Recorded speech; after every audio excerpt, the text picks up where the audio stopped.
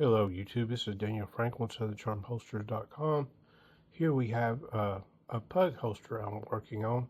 This is going to be the artwork for it. This is going to be a limited edition. I'm going to do is the We the People holster, and I was going to show you really quick the simulation I run. This will show how it runs on the laser when I engrave it. What I'll do is I'll flip this in a minute and I will engrave it, reverse engrave it.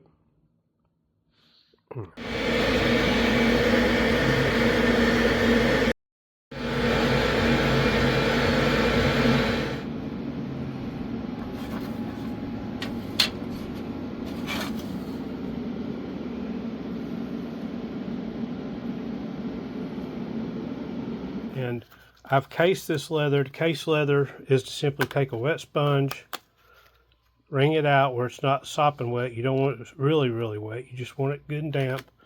Then you rub it across your leather, and then you let it soak in, and then the color starts changing back. You know it's about right. If you do it too wet, if it's soggy, you're not going to get a crisp impression. If you do it too dry, you're not going to get a deep impression. You want the color just coming back into it about like it is now. Here's our press tool we made. The part that goes in, it just keeps it lined up really good.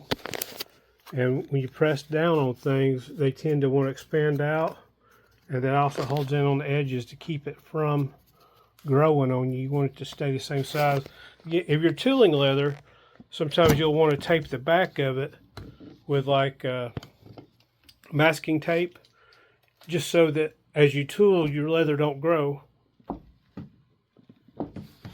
And again, I'm filming and doing everything. I'm gonna have to get a tripod or something to get this stuff easier to do.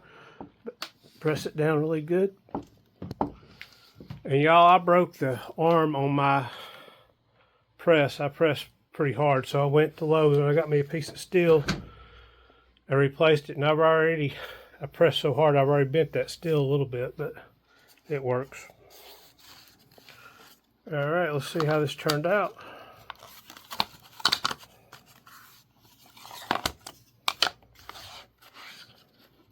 Peel it off.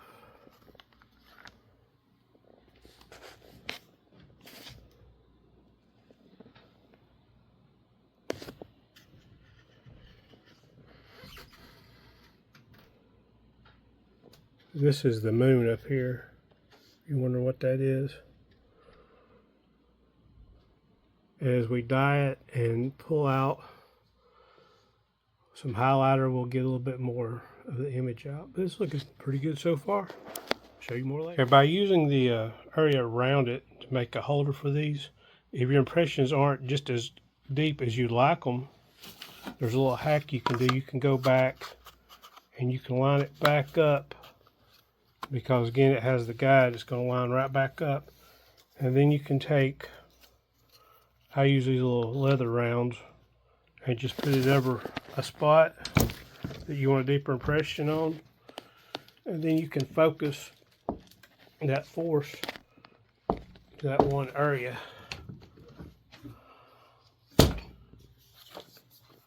And you can see how hard that pressed. It had the edges of these coming off. So I'm just going to work this across and get more pressure on this leather.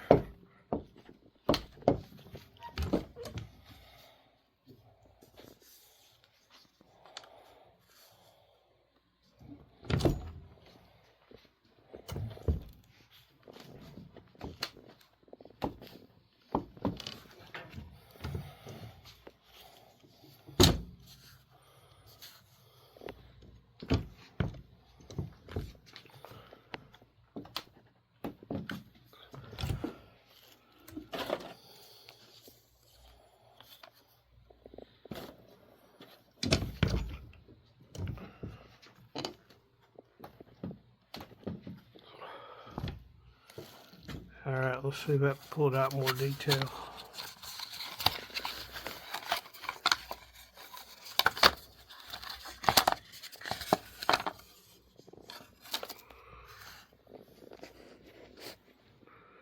Yeah, now you can read the "Don't Tread on Me, America 1776" down here at the bottom, which is really small. Another little small sign here is the "Join or Die." It shows up now. So we got a better impression. All right, more later. Okay, y'all, I have my blanks pressed now. Show you real quick. Details came out really good on these. I'm going to limit this production to 3. 2 of them will be for sale. I'm going to do a saddle tan one and a mahogany one, and I'll list those for $100 on my website. I will sign the inside of the flap, and they'll be one of a kind. And then the third one I'm going to do in an ombre. I'm going to do saddle tan, mahogany, dark brown, and black around the edges. And it's going to be for a giveaway for my subscribers. When I get to 100 subscribers, if you've subscribed, commented, and shared, then you'll be eligible. We'll do a drawing, and whoever wins it will get the 3rd holster. Okay, y'all, I'm going to go outside.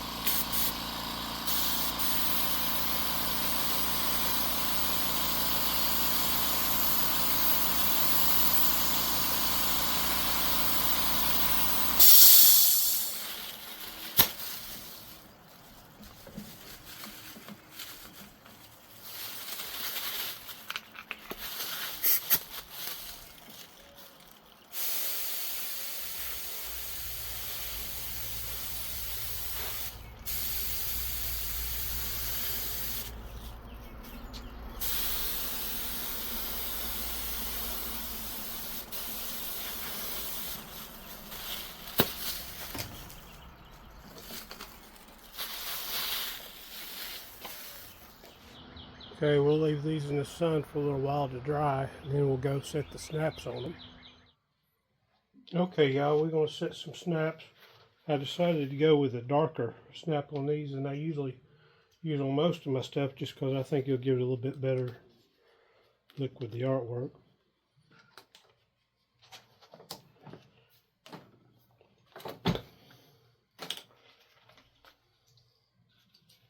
We're setting the female side of the snap first, and then we'll go change our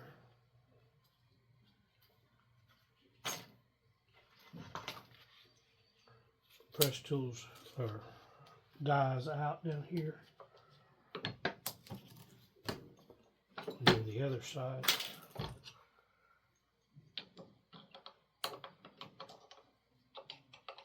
If you're setting a lot of snaps, You can do them manually, but I tend to mess up about 1 over 10 doing it manually because they're easy to mess up.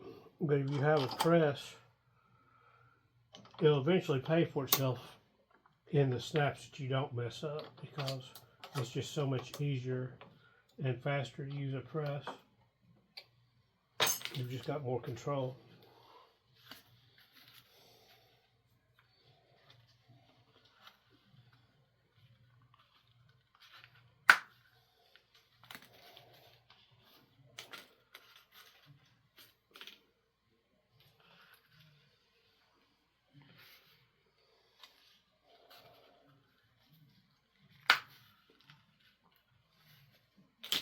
I could have made those holes just a hair bigger probably, but I like things to be tight and snug and exactly where I want them.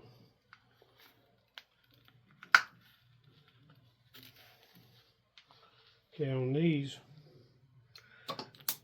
that snaps up in like that. That goes on the post.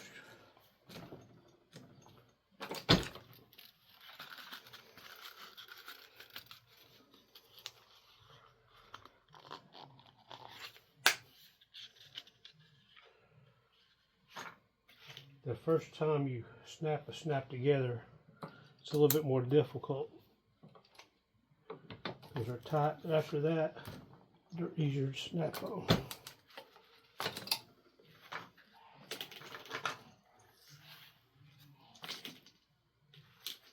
Get this one.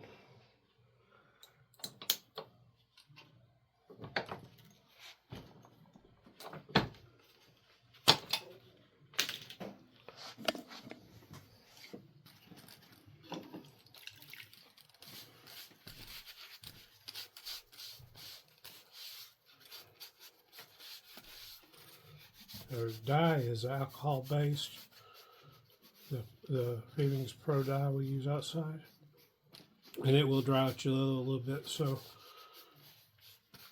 we'll case it, give it some moisture back, and then when we're done at the end, we'll treat these with Big 4 leather conditioner. So I take that, and if you look close, you'll see this line here. That's the great thing about using a laser to make my patterns and stuff. It marks my stitch lines, so I know right where I'm going to sew. Makes everything very uniform and repeatable. When I first started working leather, everything was one of a kind, you know. That's what I'd say, it's one of a kind, mainly because at the time I couldn't do the same thing twice because I didn't have the experience. But I've done about 30,000 holsters since then and learned a few tricks.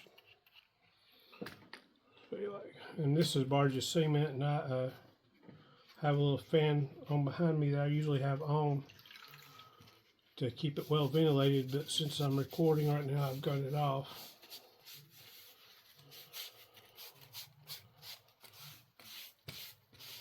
This is just water.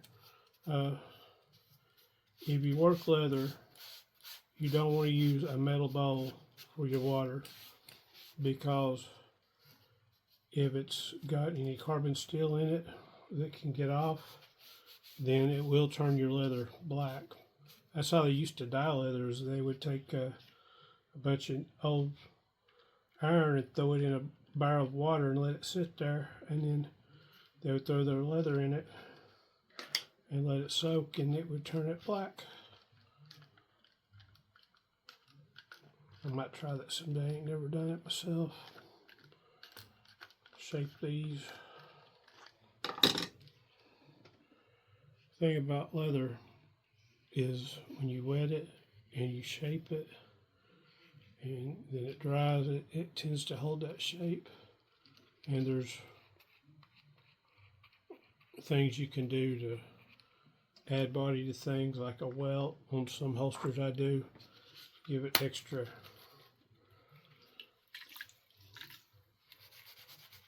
strength in places. With these little pocket holsters, I usually use a 6 to 7 ounce leather. This is Herman Oak. It's the best tilling leather you can get. It's from the oldest tannery in the United States. You'll see a lot of holsters on eBay that are kind of like my design, and everyone copied me because I was doing these little pocket holsters before there was anyone else out there. It's pre-COVID. Back in 2012 when I got started, there wasn't hardly, you couldn't find a holster for an NAA. There was a few guys out west, I think that were doing a few little holsters, but nothing like you find now. COVID, a lot of people started doing stuff in India and China. They will copy your patterns, and then they'll use really cheap leather and child labor and sell them for $15 or $20. So if you see a holster that looks something like mine on eBay for $15 or $20, it might look a little like mine, but it's not like mine. It's not Herman Oak leather. It's not the veg tan that's gun safe. I'm not saying other people don't make good holsters. There's plenty of fine holster makers, and Lord knows I don't want to make them all. I just want to make a few, enough to feed the family. But it does make you mad when they copy your designs. I've had a company up north bought one of my holsters styles, kind of like this. It was one for the 22 mag.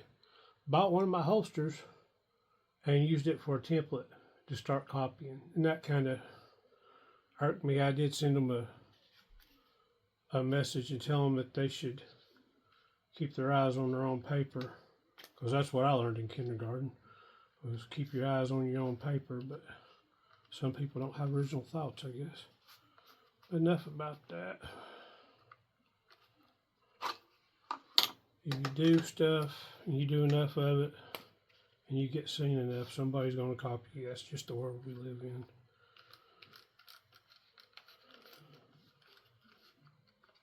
Just do you better than everybody else does you, and don't worry about it, because you sure can't fight it, because it would cost so much money to fight it.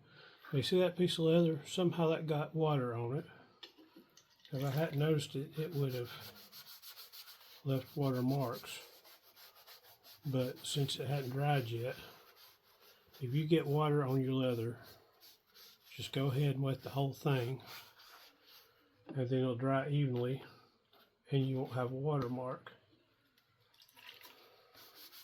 This will be the liner to that. That'll be a bond holster.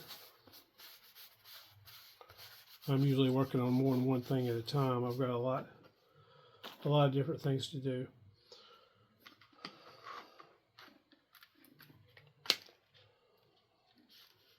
Shape this one up.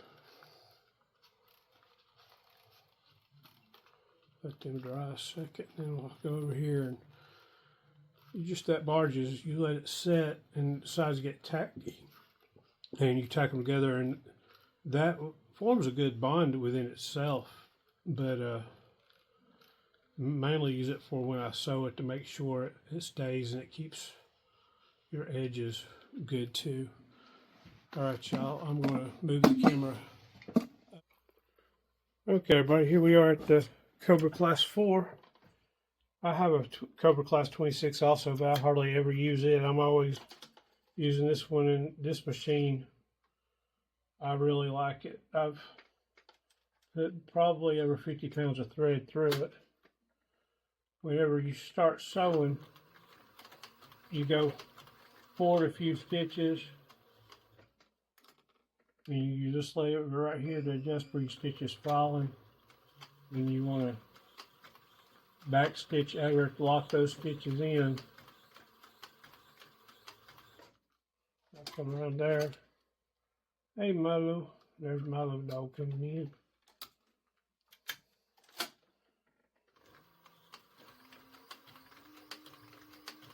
Around here.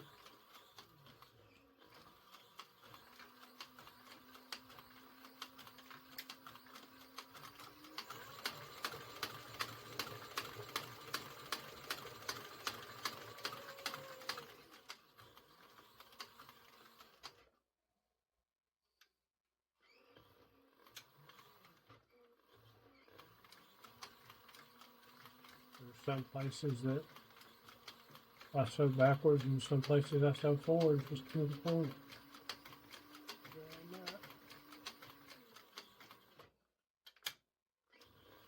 Go back over the stitch line here just a little bit, lock this in.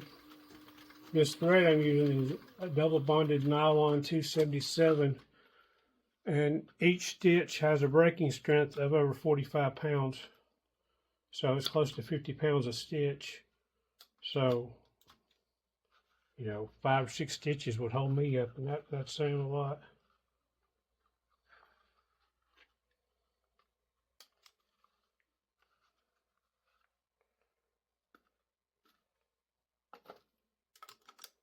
That one's sewn. Now let's sew this one here.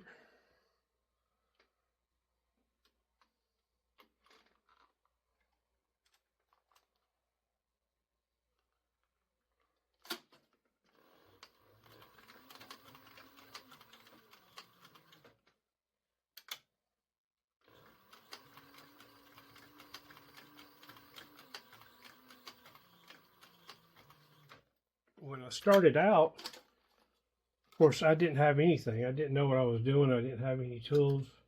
I had a pocket knife and some scrap leather that I bought off of eBay, a needle, and some thread. And it wasn't even the right kind of thread or the right kind of needle to start with.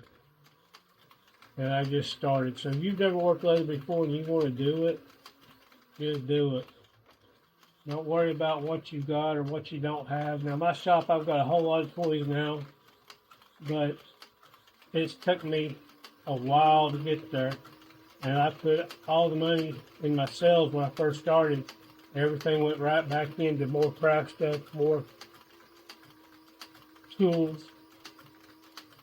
And you start working leather, you'll find really quickly you can't have enough tools if you want different stamps and different things. You don't need a lot of tools. Now, you can do it. You can start out with a pocket knife and scrap leather as long as it's a sharp knife and you're okay with using it. But Springfield Leather Company is a good place to get supplies if you're starting out. And eBay's a good place. I would buy lots of tools on eBay, tools by the lot. And I would pick out the ones I wanted. And then I would turn around and put the ones that I already had or didn't need back on eBay. And I got where I could tell the value of some of the tools. And sometimes I'd actually make money off of getting the tools because I would sell for more than I paid for, because I'd break them out and sell them individually instead of as a lot, if there was money in them, you know.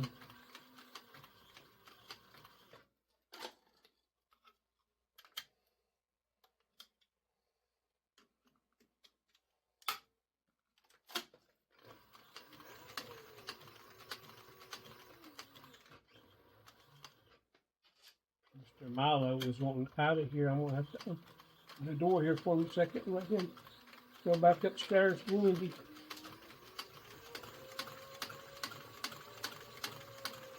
I have a doggy door on my shop, and they can come in and out of the shop. And I fenced in the backyard, a little section of it for them to keep them safe, because the neighbor's dog had got a hold of Zadie and about killed her a couple of times. And the neighbor couldn't keep her dog out of my yard, so I built a fence so I stay out of jail. Because I tell you, I'm a peace-loving guy, but when it comes to my dogs, those little fur babies, they get to you. You got to take care of them. All right, there's 3 little holsters sewed up, and I'm going to pause this, let the dog out, and then we'll go over here and I'll show you how I trim edges and sand these. On these, I've already got the design so tuned in that I don't have to trim up with the knife. But if my design's not just sewn, I have to trim, I'll use my head knife. This is a Mule brand dozer.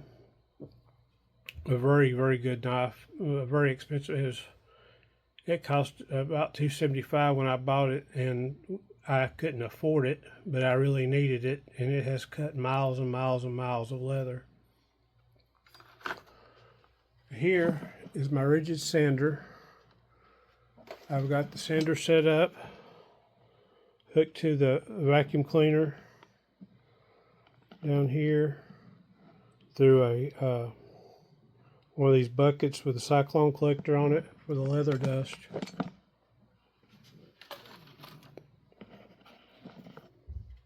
Okay, this is an osculating sander I use, and I'm probably going to block the camera when I get everything. Lots of noise.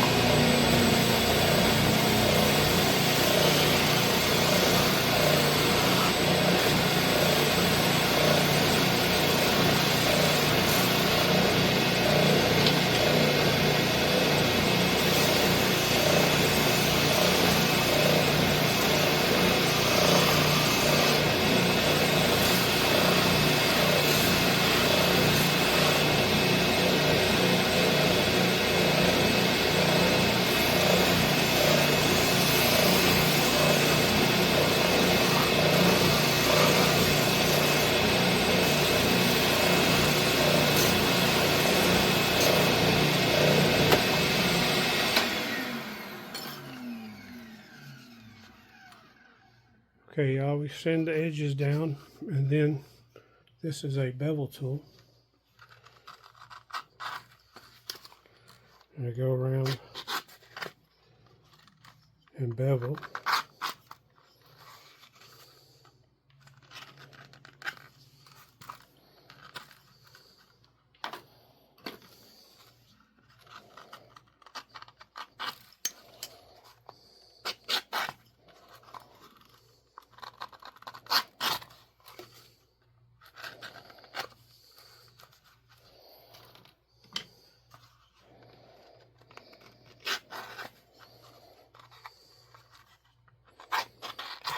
Yeah, all the shop stays messy. It's a working shop. I'm always doing this and never finding the time to clean like I should be. But it is what it is. This right here is my beveler and sander. You get at Harbor Freight, you buy yourself a buffing wheel. And then you can go on proedgeburnishers.com, I think it is. I'll try to look it up. But there's a gentleman that makes these, and he does a good job. And that's about the fastest way you can burnish. I also have a Foreman tool up here with another burnisher of his on it that I used for inside holes and belt loops. And then you come in here with a buffer the edges, and that gets them really good and smooth.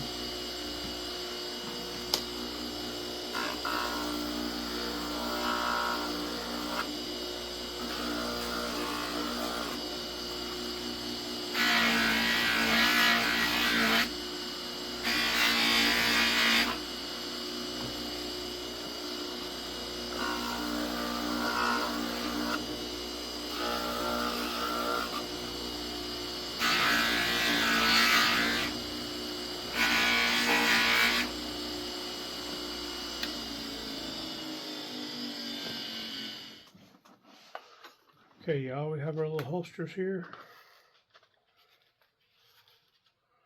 Pug fits in there real snug. Next thing we're going to do is we're going to burn our threads. See that thread right there? Now I use a little torch, and you don't go straight at it. If you burn threads, what you do is you light your torch and you go across the top of that thread and not towards your leather. And that way you'll get the thread, but you won't darken your leather up too much. There's another one right there. And the other side.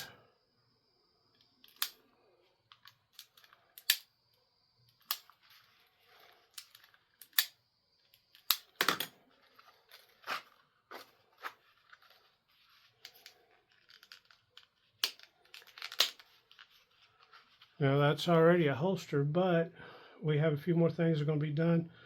I'll take it out. I'll hit this one again with saddle tan, and then when we bring it in, we'll use some highlighter on it, highlight it, and then we will use some Big 4 on it to finish it out real good, and then it should be done.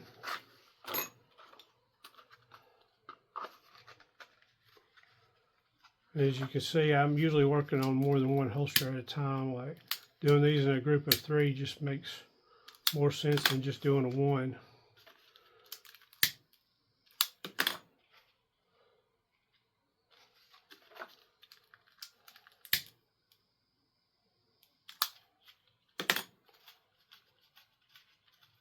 And y'all, those threads do get hot, so be careful if you grab them like I do. They will burn you. And you can see these little holsters, I've designed them just so they've got good retention on them. This part right here is for pushing with your thumb, or when it's in your pocket, you can just push it off, or you can use your finger down here and kick it off. And after they're conditioned and stuff, they'll be easier to do. Not quite molded completely just yet. This one in here.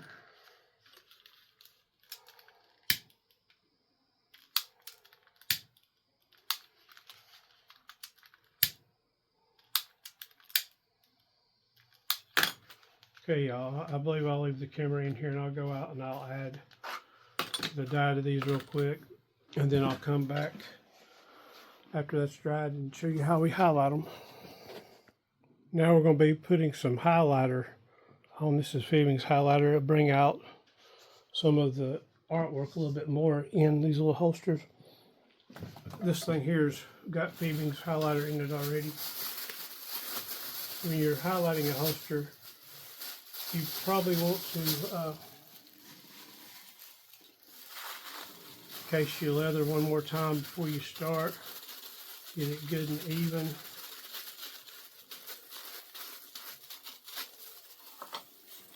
Just so it doesn't absorb way too much of it right off the bat. That's the way I do it anyway. I'm sure there's several different ways to do it. So we will case this a little bit. And then I'll take my sponge. I've got my water down here beside me. I'll dip the sponge I want to use into water, and then I'll wring it out good. Just get it moist, a little damp before I put it in the highlighter. Because again, I don't want the highlighter, I don't want it to be too much.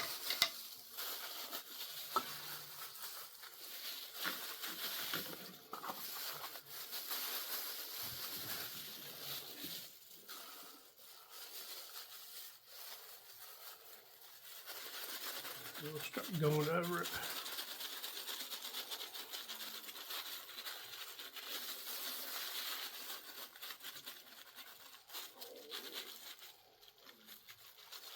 And I do use my little guns for handles. These are working guns. I bought them to build holsters too. They're not for protection. I hardly ever carry them. I carry my Black Widow sometimes. I carry the brake top sometimes. The Pug needs to be sent in and fixed because I fidget, and I fidgeted with it so much that I broke the spring on it that I can't do without it. So it's just the one gun I know that the springs broke on that I can't fire in here.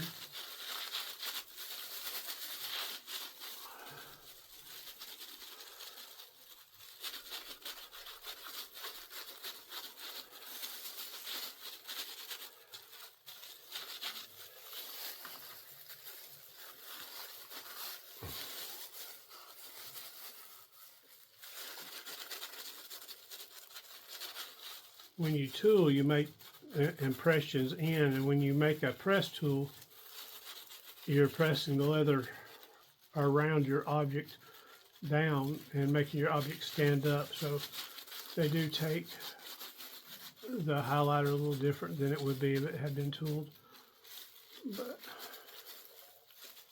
still should work out pretty good. And you see it also darkens it up a little bit. I'll put a little bit more highlighter on this one. And then I'll let these set for just a few minutes, and then I will buff them with a rag and some Big 4 and see what we can come up with.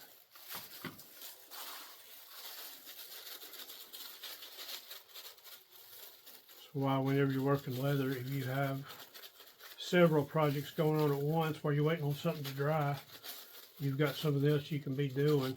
I almost always have a line going of stuff that I'm working on. Of course, today I'm trying to film a little bit, so I'm kind of concentrating on these three, but normally I would set these aside and I'd be working on these cowboy holsters I got up here and something else. Set this over here out of the way.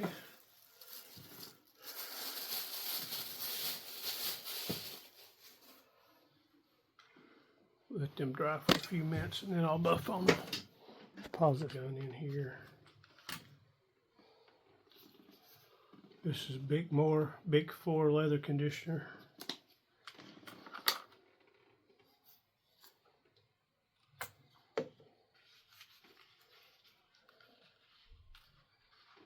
That was a little excessive.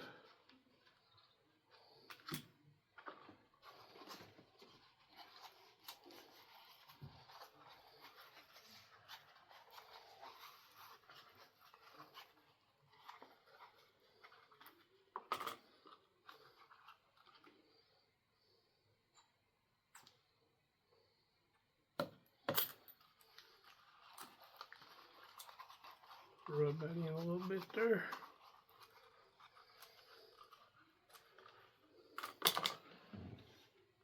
I've got a buffing cloth here. Start buffing on her a little bit.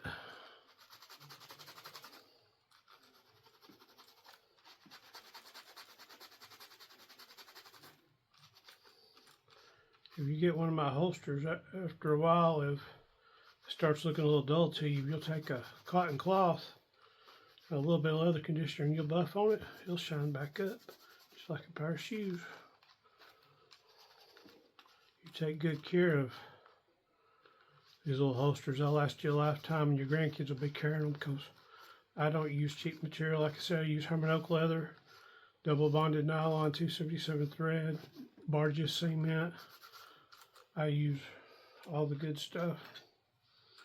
This I made because I got tired of putting 5 shells at a time in here, so I 3D printed this little feller to open up the pockets.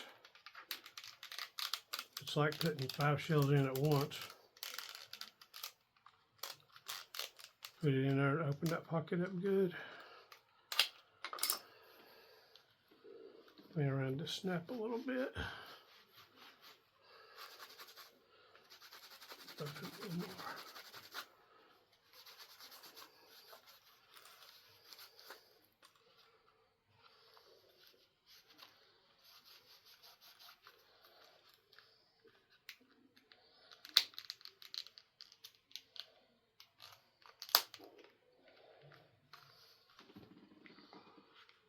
See what you think about that one. That's the mahogany one. And some places the leather took a little bit more of the mahogany than others did. So the color's got a little bit of pull in it.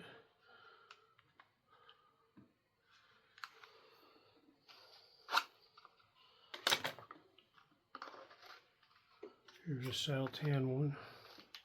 Go ahead and open it up and then we'll buff on it some.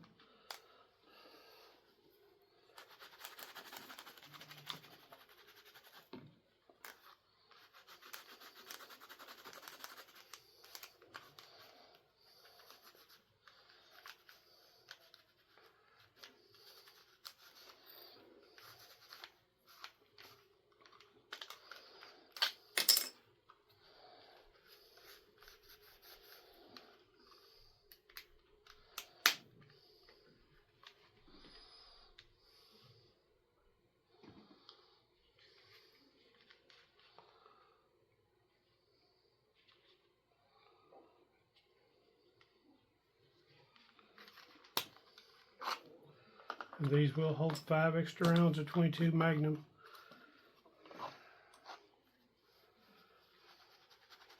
Stuff on this little guy a little bit here. This was the one that was ombre, had the saddle tan, mahogany, and black all in it. You can't really tell a lot of difference in it, but there's a little bit. This will be the one I'll be giving away when I hit 100 subscribers. So y'all, if you haven't already, go down the bottom there and subscribe. It'll help me out a lot. And I know that I'm not really good at these videos, but I will get better, hopefully, as I do more of them.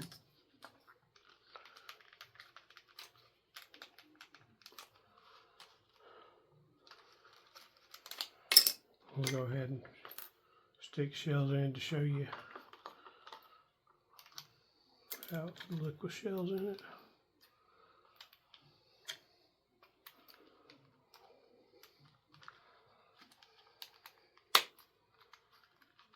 Now, if you want this holster, you subscribe, you like, and you share it. And I'll put you in when I get to 100 subscribers. I will do a drawing to everybody that has shared, liked, and subscribed. And then I'll contact you. You give me your info. I'll mail that out to you. That's the Pug. I'm going to call this the We the People Pug Holster. I think it turned out pretty neat. Let me know what y'all think below. Thank you for watching. Daniel Franklin, SouthernCharmHolsters.com. Bye. All right, y'all. I've got it out here in the sunlight where we can see a little better.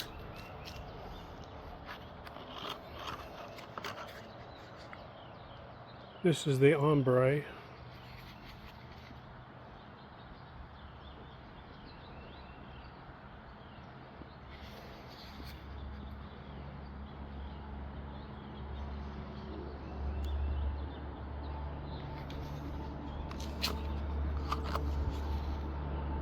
This is the mahogany.